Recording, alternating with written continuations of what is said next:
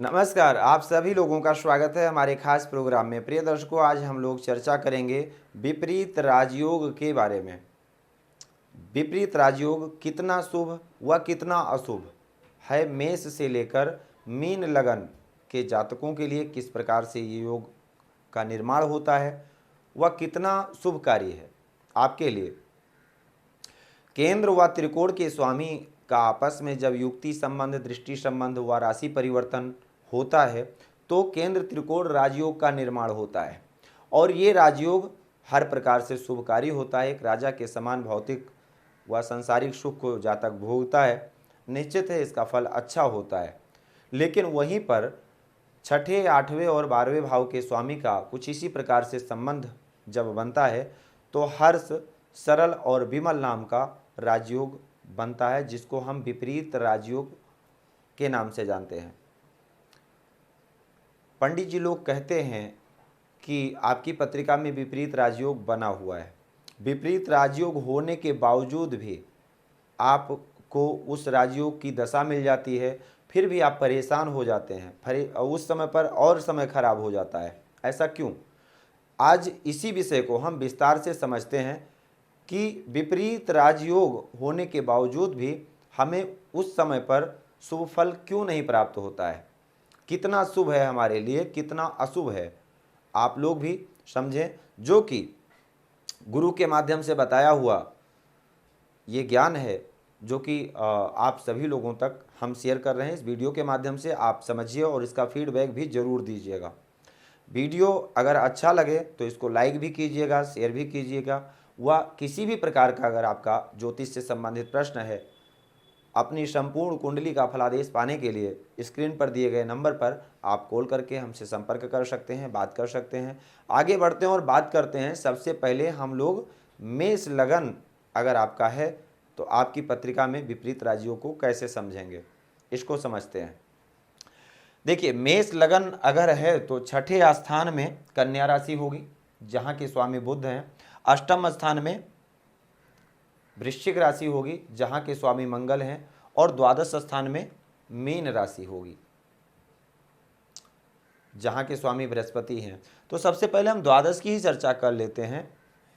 द्वादश स्थान के स्वामी देव गुरु बृहस्पति, जो कि मेष लगन के जातक के लिए भाग्य के भी स्वामी है। देवगुरु बृहस्पति की मूल त्रिकोण राशि भाग्य स्थान में स्थित है और भाग्येश हो करके देवगुरु बृहस्पति अगर अपने से दशम यानी छठे भाव में यानी द्वादशेश हो करके छठे स्थान में स्थित हो जाएं तो क्या समझेंगे इसको? हम ये समझेंगे कि विपरीत राजयोग बन गया, या हम ये समझेंगे कि आपका भाग्य खराब हो गया। अगर भाग्य स्थान के स्वामी छठे स्थान में स्थित हो जाएंगे, आठवें में स्थित हो जाएंगे, तो किस प्रकार से इसको हम समझें? निश्चित है भाग्य को खराब होगा। यहाँ एक विपरीत राजयोग का फल देवगुरु बृहस्पति नहीं देंगे, बल्कि और आपके भाग्य को खराब कर देंगे। तो इसलिए मेष लगन की पत्रिका में देवगुरु बृहस्पति के माध्यम से कोई राजयोग नहीं बनने वाला है। अगर द्वादश के स्वामी है, अष्टम में बैठ जाएं, तो पंडित जी लोग बोलेंगे द्वादश के स्वामी अष्टम में बैठे, विपरीत राजयोग बन गया। ऐसा नहीं होगा, वहाँ भाग्य आपका खराब हो जाएगा। दूसरे नंबर पर अष्टम की बात कर लेते हैं, तो अष्टम के स्वामी मंगल हैं। अब अष्टम के स्वामी अगर मंगल हैं, अगर वो छठे स्थान में स्थित हो जाएं या द्वादश में स्थित हो जाएं, तो क्या कहेंगे कि विपरीत राजयोग बन गया, या कहेंगे कि लग्न पीड़ित हो गया, लगन खराब हो गया, लग्नेश खराब स्थिति में है। ऐसे जातक लगन से हम अपने तन का विचार करते हैं, पूरे शरीर का विचार करते हैं, हम कितना स्वस्थ हैं, कितना सुंदर हैं, कितना कॉन्फिडेंस है हमारे पास, आत्मबल कितना है, ताकत कितनी है, साहस कितना होगा, ये सब सारा कुछ हम लग्न से ही विचार करते हैं। तो अगर लग्नेश छठे, आठवें, 12वें भाव में स्थित हो गए तो निश्चित है कि ये भी एक राजयोग नहीं बनेगा, बल्कि और ख़राब हो जाएगा। मंगल की दशा निश्चित है फिर वहाँ पर शारीरिक पीड़ा देगी।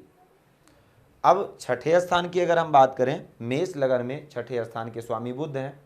बुध जो कि पत्रिका में केंद्र और त्रिकोण के स्वामी नहीं है, बुध की दूसरी राशि तीसरे स्थान में है। ये भी अशुभ स्थान है, यहाँ पर भी ये भी अशुभ स्थान है। तो तीसरे और छठे के स्वामी होकर के बुध अगर पत्रिका में अष्टम में या द्वादश में स्थित हो जाएं तो निश्चित है अच्छा फल प्रदान करेंगे, क्योंकि ये अशुभ स्थान के ही स्वामी हैं और अगर अशुभ स्थान में स्थित होंगे तो निश्चित है अच्छा फल प्रदान करेंगे। छठे में हो, आठवें में हो या 12वें में हो या तीसरे स्थान में ही स्थित हो जाएं तो ये अपने एक प्रकार से मेष लगन के जातक के लिए अगर देखा जाए तो केवल बुध विपरीत राजयोगकारी होंगे।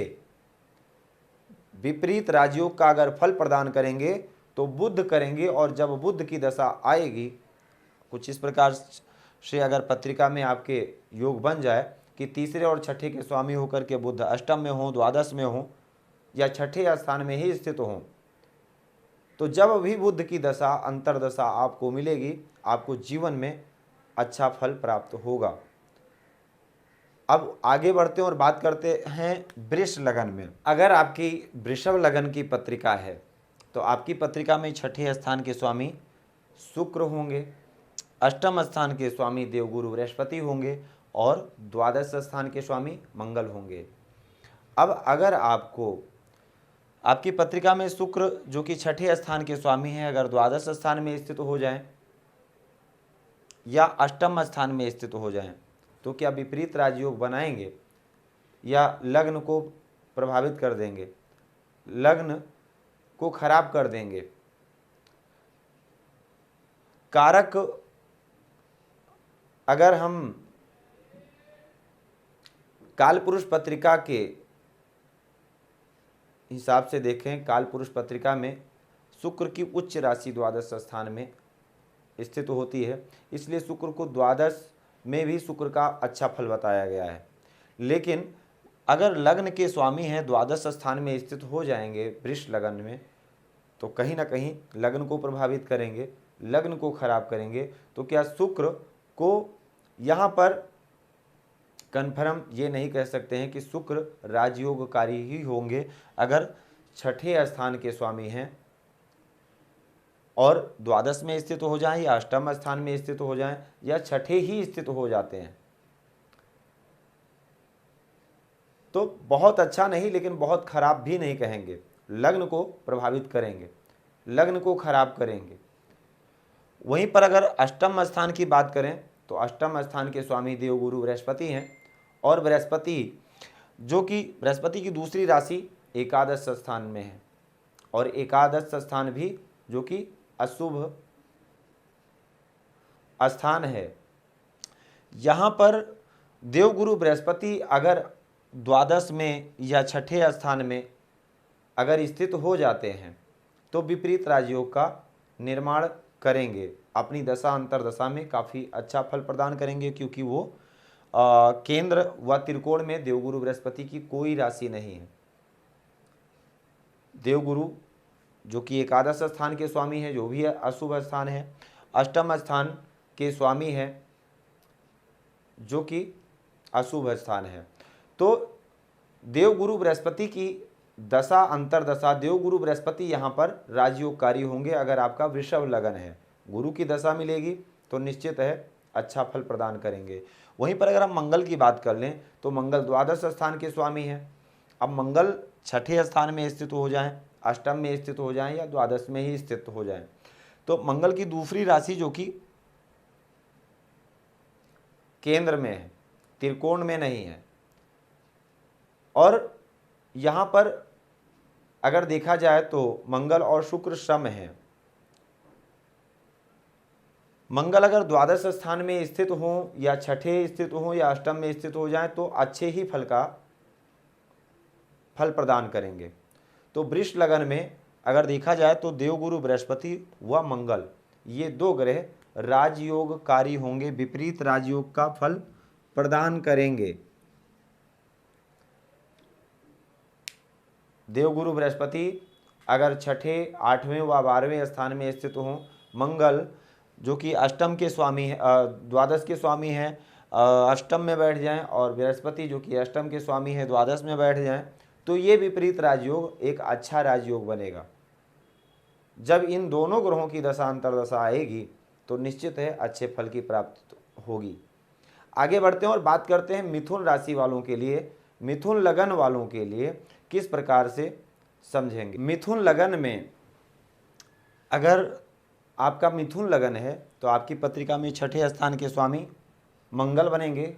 छठे नंबर में 8 अंक की राशि आएगी तो यहाँ के स्वामी मंगल, और अष्टम के स्वामी शनि, द्वादश स्थान के स्वामी शुक्र होंगे। अब यहाँ पर अगर देखा जाए तो सबसे पहले हम छठे स्थान की बात करते हैं। तो छठे स्थान में जो मंगल की एक राशि है, दूसरी राशि एकादश स्थान में है, दोनों अशुभ स्थान में है, दोनों राशियाँ हैं मंगल। अब यहाँ पर मंगल अगर अष्टम में स्थित हो जाएं, द्वादश में स्थित हो जाएं तो एक अच्छा विपरीत राजयोग का फल प्रदान करेंगे, यानी मंगल राजयोगकारी हैं। शनि की बात कर लें तो शनि जो कि अष्टम के स्वामी है, लेकिन शनि की मूल त्रिकोण राशि भाग्य स्थान में है। अगर शनि द्वादश या छठे स्थान में स्थित होते हैं तो राजयोग कम लेकिन खराब योग ज़्यादा बना देंगे, क्योंकि भाग्य पीड़ित हो जाएगा, भाग्य स्थान खराब हो जाएगा। त्रिकोण स्थान में शनि की मूल त्रिकोण राशि स्थित है, इसलिए शनि देव भी आपके लिए राजयोगकारी नहीं होंगे। दूसरे नंबर पर द्वादश स्थान में जो कि शुक्र की राशि है। अब शुक्र अगर छठे, आठवें और 12वें स्थान में स्थित होते हैं तो राजयोग बनाएंगे या पंचम स्थान को खराब कर देंगे, जो कि शुक्र की मूल त्रिकोण राशि है। तो यहाँ पर शुक्र भी राजयोगकारी नहीं होंगे। यहाँ पर अगर देखा जाए तो केवल मंगल अगर विपरीत राजयोग का निर्माण करते हैं तो केवल मंगल विपरीत राजयोग का अच्छा फल प्रदान करेंगे। वहीं पर आगे बढ़ें और कर्क राशि की बात, कर्क लगन वालों के लिए बात करते हैं। अगर आपका कर्क लगन है तो आपकी पत्रिका में किस प्रकार से समझेंगे। अब अगर 4 नंबर यानी कर्क लगन की पत्रिका है तो लग्न के स्वामी चंद्रमा होंगे, छठे स्थान जहाँ के स्वामी बृहस्पति और अष्टम स्थान के स्वामी शनि, द्वादश स्थान के स्वामी बुध। सबसे पहले अगर हम बृहस्पति की बात करें तो बृहस्पति चंद्रमा को मित्र मानते हैं, जो कि आपके लग्न के स्वामी हैं, भाग्य स्थान के स्वामी हैं।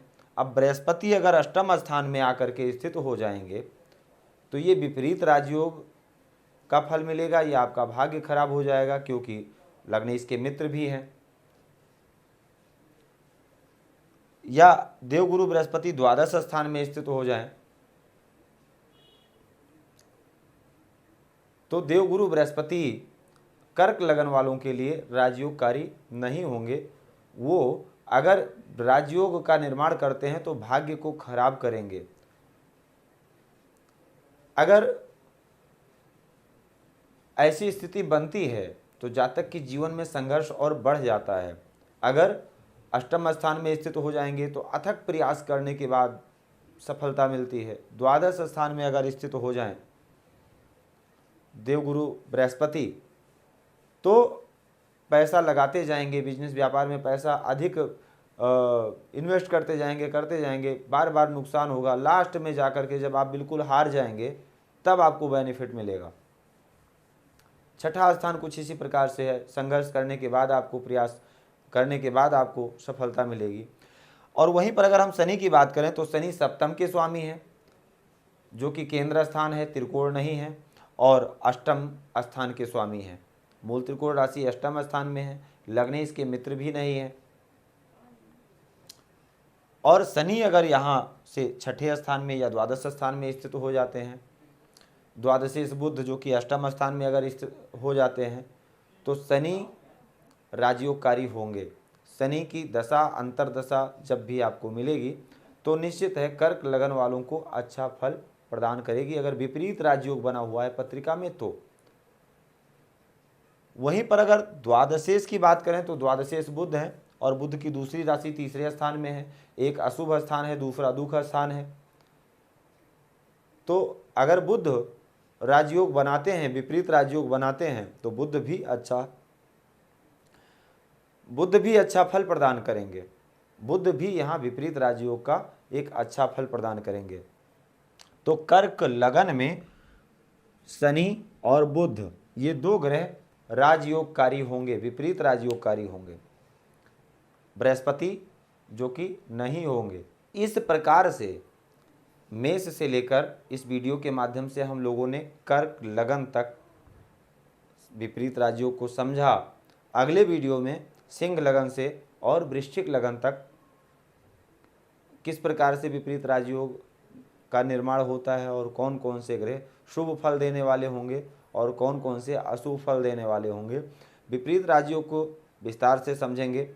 अगले वीडियो में सिंह से लेकर और वृश्चिक लगन के जातक के लिए आपको जानकारी प्राप्त होगी। वीडियो अगर अच्छा लगा हो, जानकारी अगर आपको पसंद आए तो कमेंट बॉक्स में आप अपनी मत, अपनी राय आप ज़रूर रखिएगा, क्योंकि विपरीत राजयोग के बारे में बहुत सारे मंत्र, श्लोक आपको मिल जाएंगे,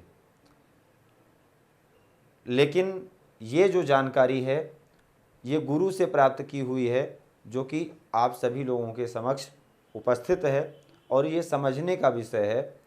आप इसको समझें और हमें उम्मीद है कि आपको समझ में आएगा। तो आज के लिए सिर्फ इतना ही। आप सभी लोगों का बहुत बहुत धन्यवाद।